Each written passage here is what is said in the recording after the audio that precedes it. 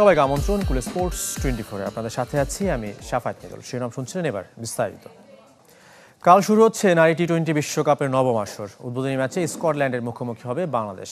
স্কটিশদের বিপক্ষে জয় ছাড়া অন্য কিছু ভাবছেন না নিগার সুলতানা। শততম টি-20 খেলার অপেক্ষায় বাংলাদেশ অধিনায়ক। আরব আমিরাতের শারজাহ স্টেডিয়ামে ম্যাচটি শুরু হবে বিকাল 4টায়। দিনের দ্বিতীয় ম্যাচে শ্রীলঙ্কার বিপক্ষে লড়বে পাকিস্তান। মিরপুরে এমন উজ্জীবিত বাংলাদেশকে দেখার কথা ছিল। কর্মব্যস্ত প্রাণ চঞ্চল হয়ে উঠত হোম অফ ক্রিকেট। হাতছাড়া হয়েছে ঘরের মাঠে বিশ্বকাপ আয়োজন আর খেলার সুযোগ।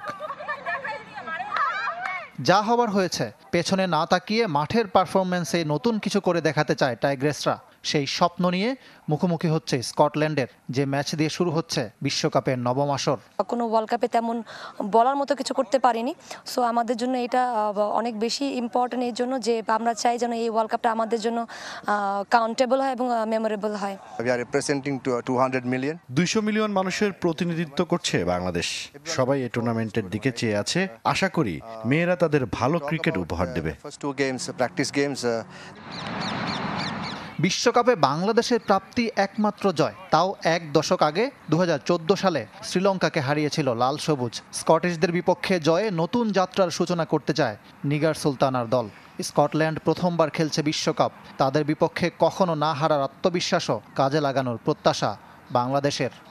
স্কটল্যান্ডের সঙ্গে যতবার খেলেছি ততবার আমরা আসলে উইন করেছি, সেটা আমাদের বলবো যে একটা গুড সাইন বলবো। বাট তবুও বলবো যে কোনো টিমকে লাইটলি নেওয়ার কোনো অবকাশ নেই, কারণ প্রত্যেকটা টিমে এখানে সেম ক্যাপাসিটি নিয়ে এসেছে এবং সবার ভিতরে সেম ক্ষুধা আছে যে সবাই ম্যাচ উইন করতে চায়।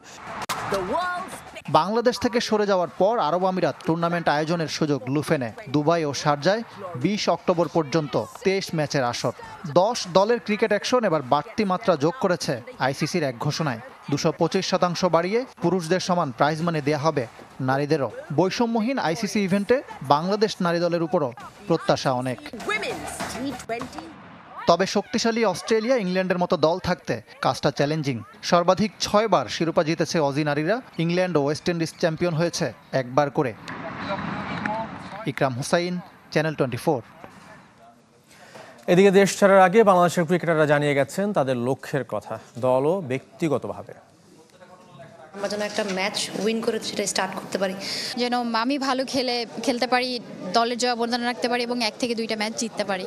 অবশ্যই টার্গেট থাকবে আমাদের সেকেন্ড রাউন্ডে যাওয়ার। আমাদের টিম যতটুকু আমাকে চাই আমি ততটুকু করার চেষ্টা করব। আমাদের প্রথম ম্যাচ হচ্ছে স্কটল্যান্ডের সাথে, আমরা স্কটল্যান্ডের সাথে চেষ্টা করবো যে ফার্স্ট ম্যাচটা জেতার জন্য। পার্সোনাল গোল অবশ্যই ওয়ার্ল্ড কাপে সর্বোচ্চ দেওয়ার বা টপ 3 ব্যাটসম্যানের মধ্যে থাকা। রিসেন্টলি আমি 2টা ওয়ার্ল্ড কাপ খেলেছি, ওইভাবে নিজেকে শো আপ করতে পারিনি। আমার বেস্ট পারফরমেন্সটা আমি ট্রাই করব। অবশ্যই আমাদের টার্গেট থাকবে সেমিফাইনাল পর্যন্ত যাওয়ার। যদি নিজে ভালো কিছু করি টিমটা ভালো কিছুই পাবে। তো এখন পার্সোনাল কোনো গোল নাই, এখন হচ্ছে দেশের জন্য গোল, ম্যাচ জিততে হবে। তো আশাবাদী আমরা খুব ভালো একটা ওয়ার্ল্ড কাপ শেষ করে আসবো। পার্সোনাল লক্ষ্যটা হচ্ছে সিক্রেট, আমি জানাবো না এখন। হ্যাঁ, আগে সাকসেস হবো তারপর জানাবো আপনাদের। অবশ্যই বোলিংয়ে যখন বোলিং করব অবশ্যই টিমের জন্য কন্ট্রিবিউট করা। এবার জেভিকো গুগল টিভির সৌজন্যে ভারত বাংলাদেশ সিরিজের খবর জানাবো।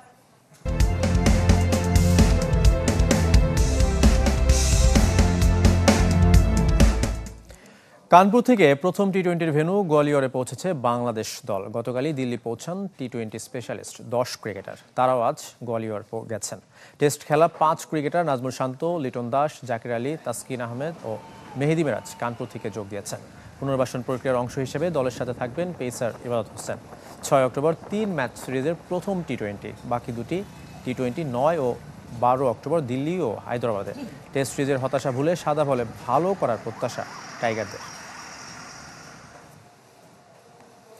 ওয়ানডে ক্রিকেটে ডাবল সেঞ্চুরি হয়েছে 12টি, কিন্তু প্রথম হিসেবে সবসময় উচ্চারিত হবে সচিন টেন্ডুলকারের নাম, সঙ্গে গোয়ালিয়রের ক্যাপ্টেন রূপ সিং স্টেডিয়াম। 2010 সালের ওই ম্যাচের পর এখনও কোনো আন্তর্জাতিক ম্যাচ হয়নি। টি-20 তাই প্রশ্নই নেই। বাংলাদেশকে দিয়ে ছোট ফরম্যাটে নাম লেখাতে চলেছে উত্তরপ্রদেশের স্টেডিয়ামটি, যার আক্ষেপ সচিনকে ডাবল সেঞ্চুরির জন্য ঘোষিত 10 লাখ রুপি এখনও দিতে না পারা। গোয়ালিয়র থেকে আশ্রিক রুদ্র রিপোর্ট। ভারতের তো বটেই বিশ্ব ক্রিকেটের কিংবদন্তি সচিন রমেশ টেন্ডুলকার। বলা হতো সচিন রেকর্ডের পেছনে ছুটতেন না, বরং রেকর্ড তাকে তাড়া করে বেড়াতো। ক্রিকেটের ইতিহাস লিখতে গেলে লিটল মাস্টারকে এড়িয়ে যাবার কোনো সুযোগ নেই। সচিন তেমনই এক ইতিহাস লিখেছিলেন গোয়ালিয়রের ক্যাপ্টেন রূপ সিং স্টেডিয়ামে। এই সেই 22 গজ যেখানে সচিন টেন্ডুলকার ওডিআই ইতিহাসের প্রথম ডাবল সেঞ্চুরি করেছিলেন দক্ষিণ আফ্রিকার বিপক্ষে 2010 সালে। এরপর 14 বছর পেরিয়ে গেছে, এখন পর্যন্ত কোনো আন্তর্জাতিক ম্যাচ হয়নি গোয়ালিয়রের এই মাঠে। মাত্র 147 বলে ডাবল সেঞ্চুরি করেছিলেন সচিন। ইনিংসের শেষ ওভারে 4 ল্যাঙ্গেভেল্টের বলে সিঙ্গেল নিতেই উল্লাসে ফেটে পড়ে প্রায় 18,000 দর্শক। সেদিনের স্মৃতি এখনও স্পষ্ট মনে আছে গোয়ালিয়র ডিভিশন ক্রিকেট অ্যাসোসিয়েশনের সভাপতির। আমি স্টেডিয়ামেই ছিলাম, পুরো গ্যালারি ভর্তি মানুষ ছিল এবং সবাই দাঁড়িয়ে ছিল তার সেঞ্চুরি উদযাপন করতে।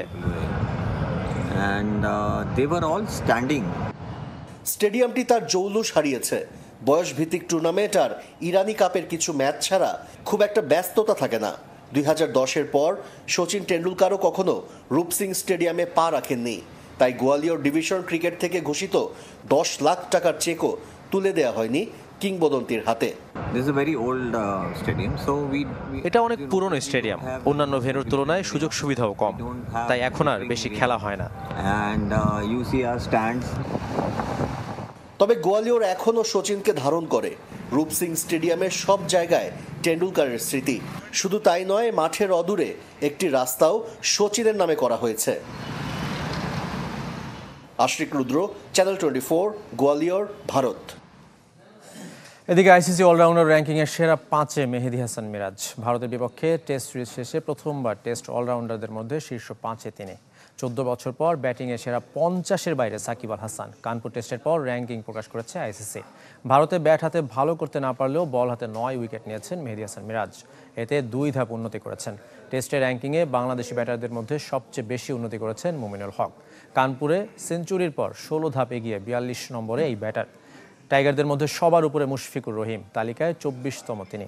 টেস্টে ব্যাটারদের মধ্যে শীর্ষে ইংলিশ ক্রিকেটার জো রুট। 2 ও 3-এ আছেন কেন উইলিয়ামসন আর যশস্বী জয়সওয়াল। শীর্ষ 3 অলরাউন্ডারের মধ্যে দুজনই ভারতীয়। রবীন্দ্র জাদেজা, রবিচন্দ্রন অশ্বিনের পরের অবস্থান সাকিব আল হাসানের।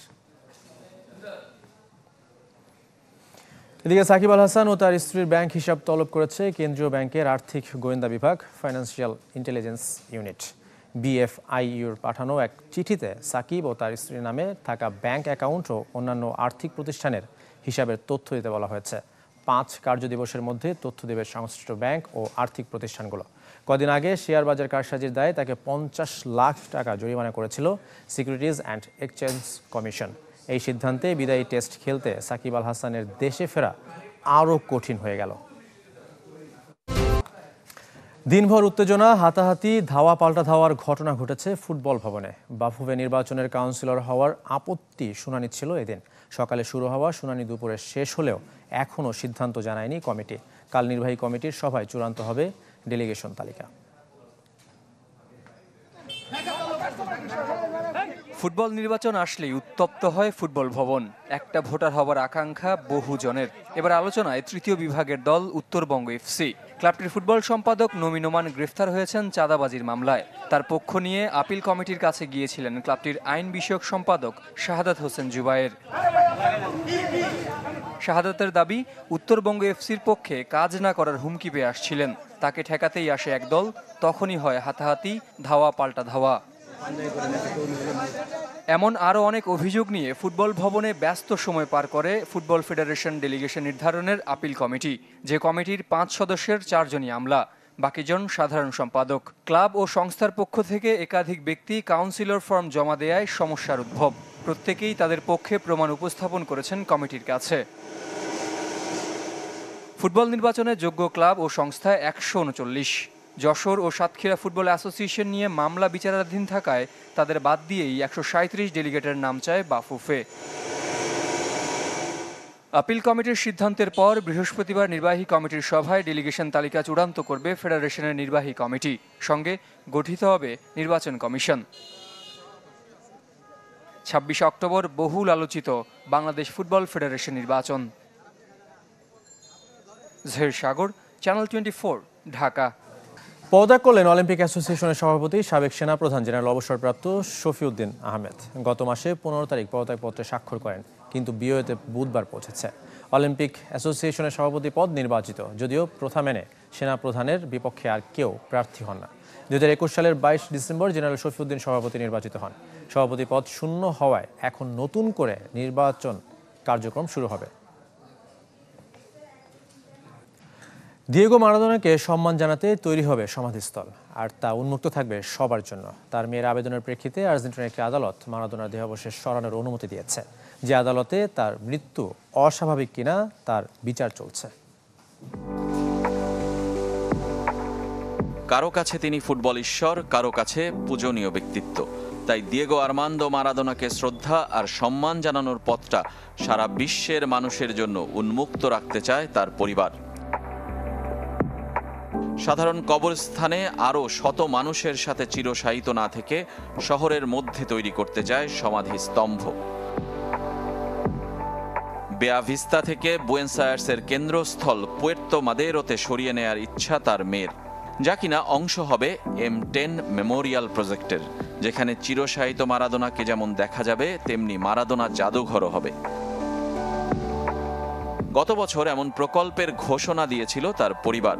মঙ্গলবার তারই অনুমোদন দিয়েছে সান ইজাইদ্রো কোর্ট 3, যে আদালতে মামলা চলছে চিকিৎসার অবহেলার কারণে তার মৃত্যু হয়েছে কিনা সে বিষয়ে।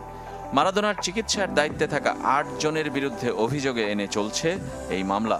আগামী বছর 11 মার্চ পরবর্তী শুনানির দিন চূড়ান্ত করা হয়েছে। 2020 সালের নভেম্বরে মারা যান মারাদোনা। মাত্র 60 বছর বয়সে পৃথিবীর মায়া ত্যাগ করেন। মস্তিষ্কে অস্ত্রোপচারের মাত্র 2 সপ্তাহ পর নিজ বাড়িতে তার মরদেহ পাওয়া যায়। রেজওয়ানুজ্জামান, চ্যানেল 24। শেষ করবে কুলে স্পোর্টস 24। খেলাসভা আপডেট ও রিপোর্টগুলো দেখতে ভিজিট করুন facebook.com/sports24 টিম এই পেজে ও আমাদের ওয়েবসাইটে। ধন্যবাদ সঙ্গে থাকার জন্য।